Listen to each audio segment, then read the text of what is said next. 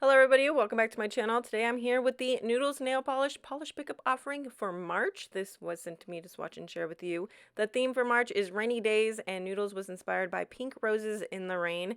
This polish is going to be priced at $11.50 and there is no cap. This one is called Roses and Raindrops, and it's described as a blue curly with various shades of pink matte glitters and a touch of iridescent glitter. I built this one in 2 coats, let that first coat dry, went in with my second coat, and it gave me some great coverage. I was a little bit hesitant with the first coat, but nope, sure enough, I was able to get it at least to the opacity that I like at 2 coats, although as you guys know, I don't mind seeing some nail line.